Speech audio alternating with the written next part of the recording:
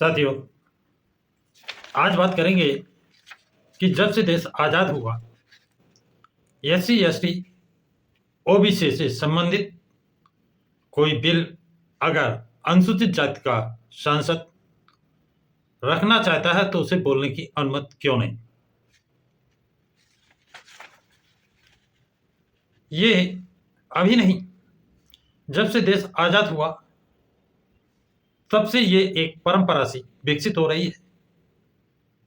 इसी क्रम में बाबा साहब डॉक्टर भीमराव अंबेडकर ने इस्तीफा दिया, बसपा सुप्रीमो मायावती ने इस्तीफा दिया और अभी हाल में चंद्रशेखर को यह कहना पड़ा कि मैं दलित हूं इसलिए मुझे बोलने की अनुमति नहीं। लेकिन सवाल यह भी पैदा होता है कि पार्लियामेंट में 131 एससी एसटी के सांसद हैं, वो चुप क्यों हैं। आज इसी विषय पर वार्ता करेंगे।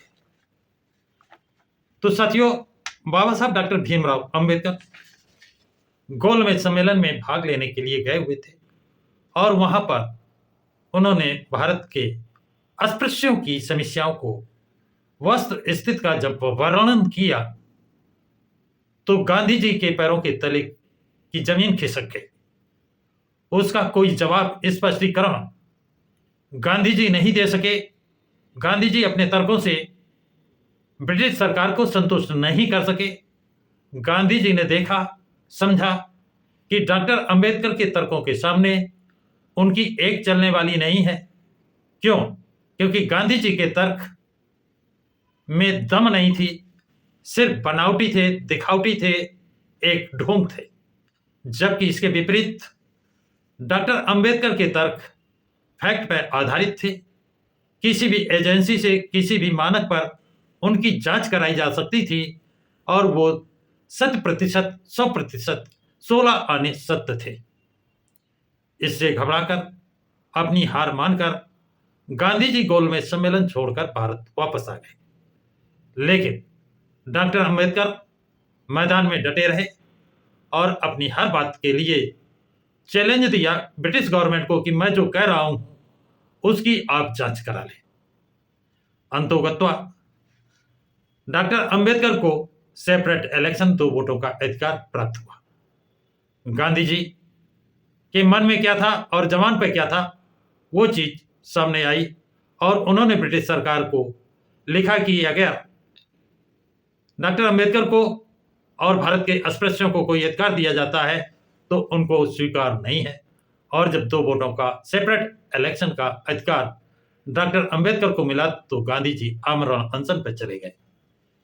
चूंकि कांग्रेस और गांधी जी का बोलबाला था, डॉक्टर अंबेडकर को पर दबाव डाला गया और चेतावनियां दी गई, जिसके कारण गांधी जी की जान बचाने के लिए डॉक्टर अंबेडकर ने जो बड़ी मेहनत, लगन और से तर्क बुद्धि से जो ब्रिटिश सरकार से सेपरेट इलेक्शन प्राप्त किया था उसे छोड़ा।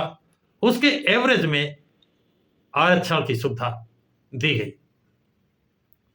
उसी समय डॉक्टर अंबेडकर ने कहा था कि ये अब दलाल पैदा होंगे और जब देश आजाद हो गया,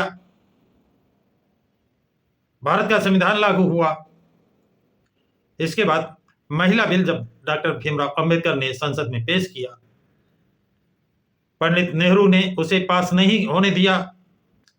इससे असंतुष्ट होकर और ओबीसी के आरक्षण को लागू नहीं किया।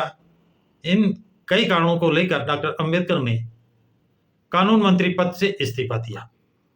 लेकिन इस कांग्रेस ने बाबा साहब को पार्लियामेंट में अपने इस्तीफे के कारण स्पष्ट करने का मौका नहीं दिया, वहां पर अपनी बात रखने का मौका नहीं दिया, जिसके कारण डॉक्टर अंबेडकर को अपनी बात मीडिया के सामने रखनी पड़ी।